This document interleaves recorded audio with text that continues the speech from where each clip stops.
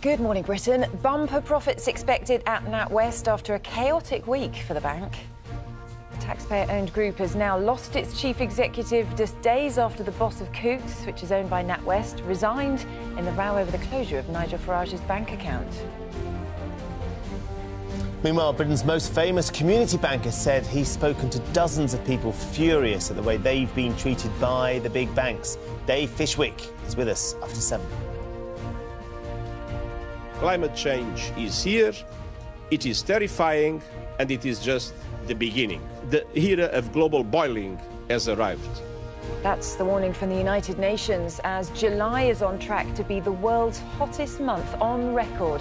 In Greece, wildfires trigger a series of explosions at an ammunition depot.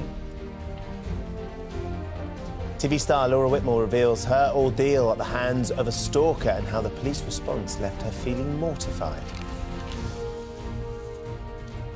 And as Keir Starmer reveals he didn't let his children eat meat until they were 10, we're asking, is it fair to dictate your children's diet?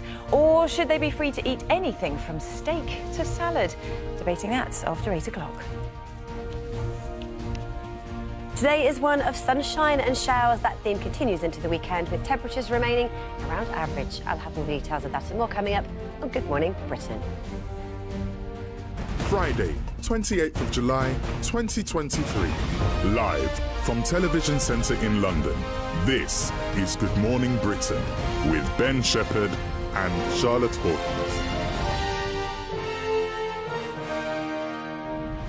Hello there, good morning. It's just gone 6 o'clock. We are in peak holiday season now, aren't we? Very much so. Lots of people jetting off left, right and centre. And it seems that sunbed etiquette is in the news a lot. Getting a prime position around the pool, making sure you get a sunbed is one of the key challenges when you're staying in a big hotel or whether you want to go to the beach, right? Yeah.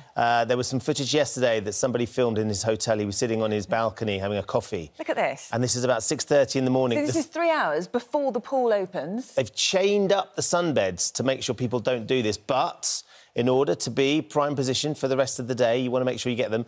Some of the holidaymakers are going down, unchaining the sunbeds in order to take their position at the pool for when they want to get down there with their family. Yeah, and it seems in the Costa Blanca, they are fighting back. The Spanish locals have now fought back over beach space, so they are getting the prime spots before dawn. They are getting up.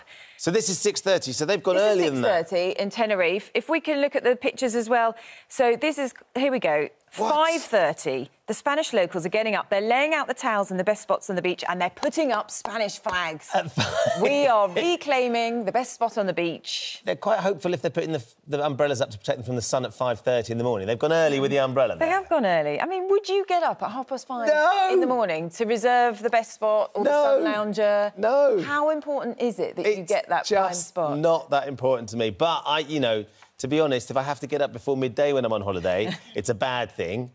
Marverine, are you an early riser on holiday? Would you go to those lengths? I'm still nursing a hangover at 6:30 in the morning. You're still asleep on the sun lounger from the night before, is that what you're suggesting? Yeah. Laura, absolutely. Laura you'd have been woken up on the beach there at some point, wouldn't you?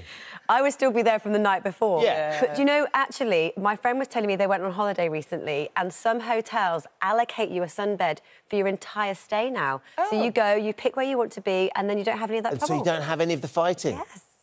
Well, the battle lines have been nice drawn in the Costa You want Blanca. to move space or something. But I was reading a survey that revealed, apparently, how much we get a thrill out of getting your sun lounger in the right place before you wonder what they get a thrill about. You paused then, suddenly. I know, I'm just working out how to phrase it, but a survey of 2,000 British people, apparently 13% said managing to get the lounger is one of the most exciting things about going on their summer holiday. I mean, I can't help but think you're going on the wrong type of summer holiday if the biggest thrill of your holiday is getting the sun lounger that you want. Very satisfying. Let us know, are you one of those people that gets up first thing to get prime position by the pool? Would you unlock a chained-up sun lounger just to be sure you got that position you were desperate for?